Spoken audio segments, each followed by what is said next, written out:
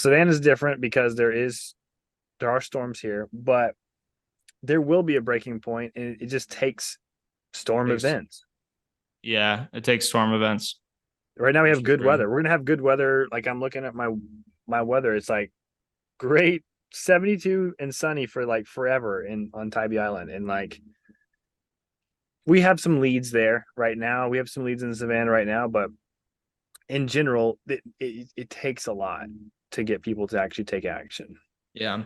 The one of the other things I was thinking about, well, so I've seen some people recently talk about the insurance replacement game is dead, or the insurance replacement game isn't what it used to be. What are your thoughts on that? Do you feel like, if you're roofing contractor, a new roofing contractor coming into the space, first year, 2 years in business, you haven't really fully decided what direction you want to take your business. What's your advice to that person on whether or not to focus on insurance versus focusing on retail? And not just, 'cause I know obviously you're focused on retail more than insurance, but um, not speaking necessarily from what your well, what's your overall thoughts on that? Do you see a lot of risks, new risks with going down that insurance focus route, and what are those? All right, so I'll, opinion one. I think door knocking is stupid. That's my first. I Hot think that we take. should we should stop doing that as Americans, as humans. I don't care. I don't care what your argument is. Stop knocking on doors. Work to create a business that people want to reach out to. You're only doing it out of fear because you know that other people are going to do it too. But if everyone would focus on having an actual marketing and branding strategy that actually had like an inside salesperson or at least a receptionist that answered the freaking phone, which no one has, blows my mind. Um, have a real business that actually wants to serve the customer and not try to manipulate them in some way. And I don't care what you say. Well, we're here to help them. They didn't know about their damage. Don't give me that crap anymore. I don't care about that anymore. Like that does not fly with me. They know they have damage.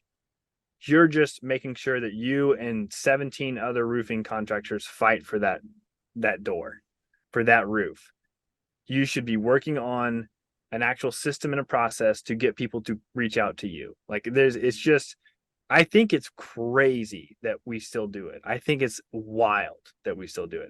I think it's wild that we get on roofs and use chalk to scrape on the shingles themselves, and we touch the shingles and we do brittle tests, and we see what bruising is versus what blistering is, and we see the crease lines, you can see them, the impact lines, you can see them. It's a terrible battle between homeowner, roofing contractor, and insurance carrier. And then we have, independent adjusters, the whole inside, the desk adjusters versus inspectors.